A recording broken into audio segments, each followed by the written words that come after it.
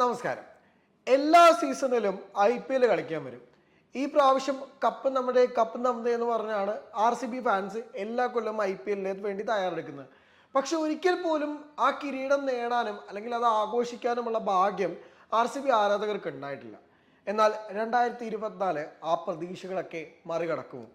അല്ലെങ്കിൽ RCB at last ആ കിരീട വരൾച്ച അവസാനിപ്പിക്കുക എന്നുള്ളതാണ് RCB ആരാധകരുടെ ഏറ്റവും വലിയ ചോദ്യം. ഈ IPL കിരീടങ്ങൾ നേടുന്നതിൽ IPL താരലേലങ്ങൾക്കുള്ള പ്രാധാന്യം വളരെ വലുതാണ്. കാരണം റൈറ്റ് താരങ്ങളെ ടീമുകളിലേക്ക് എത്തിക്കുക, അവരെ മികച്ച രീതിയിൽ കളിപ്പിക്കുക എന്നൊക്കെ പറഞ്ഞാൽ ഒരു ചാമ്പ്യൻ ടീമായിട്ടുള്ള മുംബൈ ചെന്നൈയൊക്കെ അത് വളരെ പ്രാക്ടിക്കൽ മോഡലിൽ സക്സസ്ഫുൾ ആക്കിയിട്ടുള്ളത് വലിയ വലിയ എക്സാമ്പിളുകളാണ്.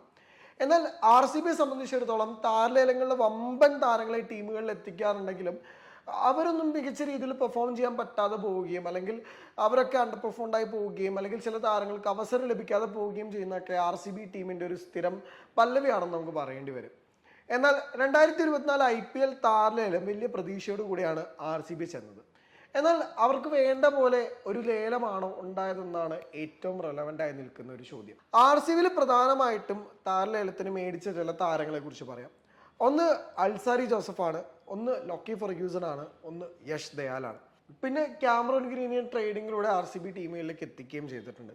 അപ്പം പ്രധാനമായിട്ടും ഈ ഒരു ബൈ തന്നെയാണ് RCBയുടെ മെയിനായിട്ട് പൈസ സ്പെൻഡ് ചെയ്തിട്ടുള്ള വലിയ വലിയ താരങ്ങളെന്ന് നമുക്ക് പറയാം. മുമ്പ് RCB വെച്ച് കളിച്ചിരുന്ന ഒരു ഫോർമേഷൻ എന്ന് പറയുമ്പോഴത്തേക്കും ട്രിപ്പിൾ എച്ച് എന്ന രീതിയിലാണ് RCB കളിച്ചിരുന്നത്. അതായത് ഹസരംഗ, ഹർഷൽ, ഹേസൽവുഡ് എന്ന 3 താരങ്ങളെയും റിലീസ് ചെയ്തുകൊണ്ട് വളരെ സർപ്രൈസിംഗ് ആയാണ് RCB ഓപ്ഷന് വേണ്ടി തയ്യാറെടുത്തത്. 2 ട്രേഡും RCB നടത്തുകയും ചെയ്തു. ഒന്ന് ഷഹബാസ് അഹമ്മദിന് പകരം മയങ്ക് താക്കറിനെ SRH നിന്ന് വാങ്ങുകയും ക്യാമറൺ ഗ്രീനെ മുംബൈ ഇന്ത്യൻസിൽ നിന്നും ഓൾ ക്യാഷ് ഡീലിലേക്ക് എത്തിക്കുകയും ചെയ്തു.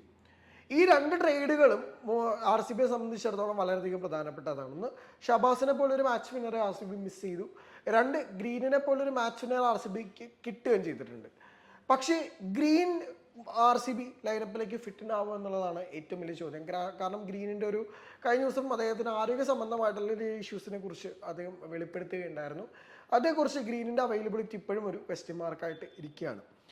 ഗ്രീൻ ഉണ്ടെന്ന് തന്നെ ഇരിക്കട്ടെ, അങ്ങനെയായ RCBയുടെ ലൈനപ്പ് എങ്ങനെയായിരിക്കും എന്നുള്ളതാണ് ഏറ്റവും വലിയ ചോദ്യം.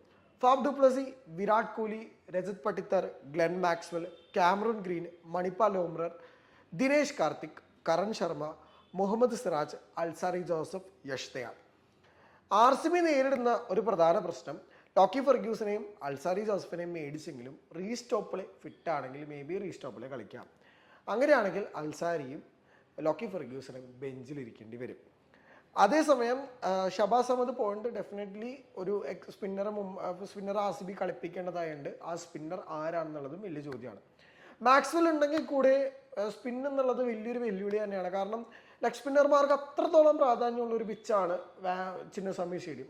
കാരണം ചഹൽ അത്രത്തോളം ഭയങ്കരമായിട്ടാണ് പെർഫോം ചെയ്തിരുന്നത്. ഹസരംഗ അതിന് പകരമാകുമെന്ന് ഏവരും പ്രതീക്ഷയെങ്കിലും അതുണ്ടായില്ല. ഹസരംഗയ്ക്ക് വേണ്ടി രണ്ടാമത് ബിഡ് ചെയ്യാനും RCB തയ്യാറായിരുന്നില്ല. അപ്പോൾ RCB നേരിടുന്ന പ്രധാനപ്പെട്ട ചോദ്യം ഫാഫിനും വിരാട് കോഹ്ലിക്കും ഗ്ലെൻ മാക്സ്വെലിനും ഈ സീസൺ എങ്ങനെയായിരിക്കും എന്നുള്ളതാണ്. കാരണം ഇവരിൽ നിന്നും ഏകദേശം ഒരു 350 മുകളിൽ ഈച്ച് താരങ്ങളിൽ നിന്നും പ്രതീക്ഷിച്ചാൽ മാത്രമേ RCBക്ക് കിരീട സാധ്യതകളെ കുറിച്ച് ചിന്തിക്കാനാവൂ. പിന്നെ ഒരു വിദൂരമായിട്ടുള്ളൊരു ഫാക്ടർ എന്താണെന്ന് വെച്ച് കഴിഞ്ഞാൽ പൊതുവെ ചിന്നസ്വാമി സ്റ്റേഡിയത്തിൻ്റെ ഒരു വലിപ്പം ബോളർമാരെ എക്സ്ട്രാ എക്സ്പെൻസീവ് ആക്കുന്നതിൽ വലിയ പങ്ക് വഹിക്കാറുണ്ട്. അപ്പോൾ അൽസാരി ജോസഫിനെയും യഷ് ദയാലിനെയും പോലുള്ള താരങ്ങൾ വന്നാൽ ചിലപ്പോൾ ചിന്നസ്വാമിയിൽ സക്സസ് ആവാനുള്ള സാധ്യതകളെക്കുറിച്ചും പലരും തുറന്ന് പറയുന്നുണ്ട്.